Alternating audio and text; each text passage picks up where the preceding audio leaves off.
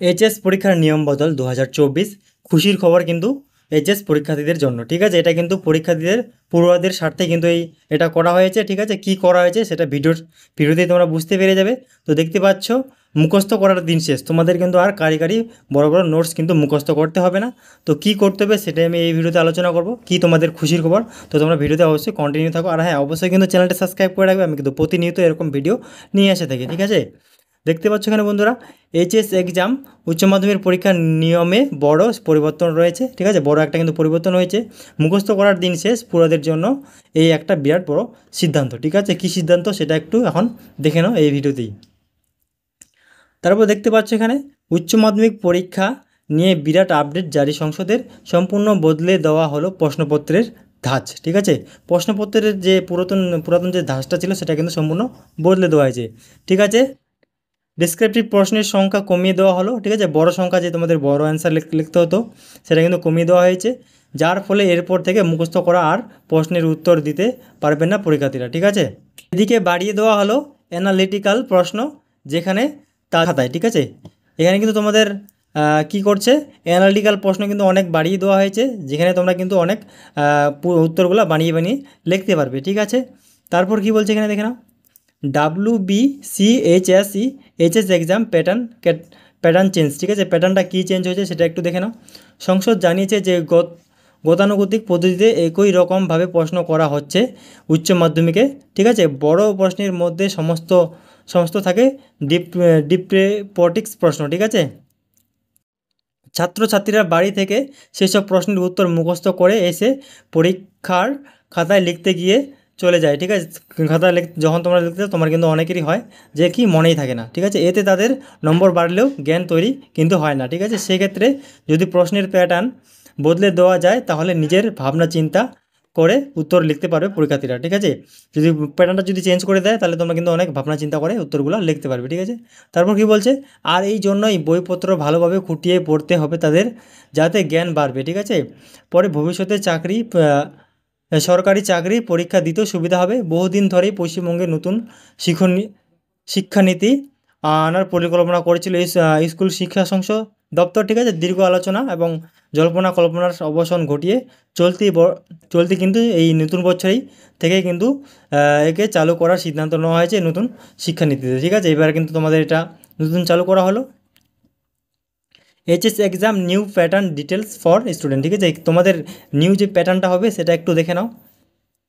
এক নম্বরে কি বলছে, এখান থেকে স্কুলে চালু হতে চলেছে কলেজ ও ইউনিভার্সিটিগুলোর মতো সেমিস্টার সিস্টেম। ঠিক আছে, এখন কিন্তু তোমাদের সেমিস্টার সিস্টেম হয়ে গেছে পরীক্ষা। ঠিক আছে, নবম শ্রেণী থেকে দ্বাদশ শ্রেণী পর্যন্ত সকল ছাত্রছাত্রীদের এই সেমিস্টার নিয়মেই কিন্তু পড়াশোনা করতে হবে। সেমিস্টার সিস্টেম এবার থেকে এক বছরের ভাগে হতে চলেছে উচ্চ মাধ্যমিক পরীক্ষা। ঠিক আছে, এই নিয়ম অনুযায়ী বছরে 2টি পরীক্ষা হবে। সেই 2টি পরীক্ষায় ছাত্রছাত্রীদের প্রাপ্ত নম্বরে গড় মানের উপর ভিত্তি করে তৈরি করা হবে ফাইনাল পরীক্ষার মার্কশিট। ঠিক আছে, তোমাদের কিন্তু সেমিস্টার সিস্টেম হবে। তো সেমিস্টার সিস্টেম কীভাবে পরীক্ষা হবে সেটা যদি না বুঝতে পারো, অলরেডি আমি একটা ভিডিও বানিয়ে দিচ্ছি সেমিস্টার সিস্টেম পরীক্ষা কী।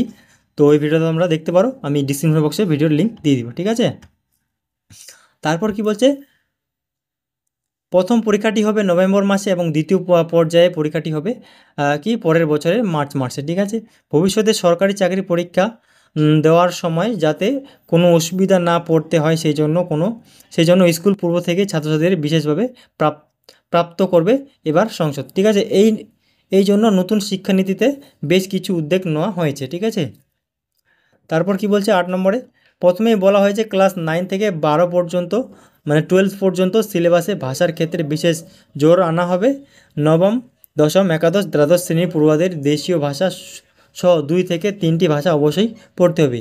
এছাড়াও ছাত্রছাত্রীদের মুখস্থ করার প্রবণতা কমিয়ে জ্ঞান বাড়ানোর জন্য প্রশ্নপত্রের প্যাটার্নেও পরিবর্তন করা হয়েছে। ঠিক আছে, এখানে কিন্তু বড় প্রশ্নের হিসেবে করা হয়েছে যাতে তোমাদের মুখস্থ কম করতে হয়, যা আর কি করা হয়েছে যেন তোমাদের জ্ঞান বাড়ে সেই জন্য কিন্তু সেই ধরনের প্রশ্ন প্যাটার্ন করা হবে। ঠিক আছে, বছরের প্রথম যে উচ্চ মাধ্যমিক পরীক্ষাটি হবে সেটি সম্পূর্ণ অবজেক্টিভ টাইপের প্রশ্নের উত্তর ভিত্তিক করা হবে। ঠিক আছে, পরীক্ষার মোট নম্বরের 50% কভার করবে এই পেপারটি। ঠিক আছে, তারপরে কি বলছে, যেখানে সমস্ত প্রশ্নই মাল্টিপল চয়েস উৎসাহ ভিত্তিক এবং কি কেস সাউন্ডমূলক হবে, যা চাকরি পরীক্ষার প্রশ্নের সঙ্গে এখন থেকেই পরিচয় হতে সাহায্য করবে ছাত্রছাত্রীদের। দ্বিতীয় পেপারটিতে সব প্রশ্নই হবে বড় ধরনের, তবে সংসদ জানিয়েছে গতানুগতিক সংক্ষিপ্ত ও বর্ণাক্ত প্রশ্নের সংখ্যাও এই পেপারটিতে কমানো হবে। ঠিক আছে, পরবর্তীতে বাড়ানো হবে অ্যানালিটিক্যাল বা বিশ্লেষণমূলক প্রশ্ন। ঠিক আছে, যেটা তোমাদেরকে বিশ্লেষণভাবে লিখতে হবে, যেখানে পুরো বই খুঁটিয়ে পড়লে তবে উত্তর লিখতে পারবে ছাত্রছাত্রীরা। বোঝা গেল? তারপর কি বলছে একটু দেখে নাও। 19 নম্বরে সংসদের মতে বেশিরভাগই বই পড়ে মুখস্থ করে এসে প্রশ্নের উত্তর লিখে দেয়। ঠিক আছে, এতে নম্বর পাওয়া হয়, কিন্তু কিছু কিন্তু শেখানো যে তোমাদের যে একটা শিক্ষা থাকে সেটা কিন্তু হয় না, তোমরা কিন্তু মুখস্থ করেই লিখে দাও। ঠিক আছে, ফলে চাকরির পরীক্ষা দিতে গেলে বেশিরভাগই অসুবিধায় পড়ে। তাই এখন থেকেই যদি ছাত্রছাত্রীদের বানিয়ে লেখা উত্তর লেখা অভ্যাস থাকে, তাহলে বইয়ের প্রত্যেকটি পাতা খুঁটিয়ে খুঁটিয়ে পড়বে তারা, ফলে আরও বেশি শিখবে, যা তাদের চাকরি পরীক্ষা দেওয়াকে সহজ করবে। ঠিক আছে, তারপর কি বলছে, পশ্চিমবঙ্গ উচ্চ মাধ্যমিক শিক্ষা সংসদের তরফে এই এইচএস এক্সাম বা উচ্চ মাধ্যমিক পরীক্ষার এই ধরনের পরিবর্তন করা হয়েছে রাজ্যের সকল পড়ুয়াদের ভবিষ্যতের কথা মাথায় রেখে। কিন্তু এবারে দেখার অপেক্ষায় যে আগামীতে এই নিয়মে পরীক্ষা নেওয়া শুরু হলে পড়ুয়াদের কতটা সুবিধা হবে, কতটা অসুবিধা হবে। ঠিক আছে, এই সম্পর্কে আপনাদের কি মতামত রয়েছে অবশ্যই কিন্তু আমার কমেন্ট বক্সে জানাবে। ঠিক আছে, তো আজকের ভিডিওটা এইটুকুই ছিল। অবশ্যই কিন্তু চ্যানেলটা সাবস্ক্রাইব করে রাখতে হবে। ধন্যবাদ।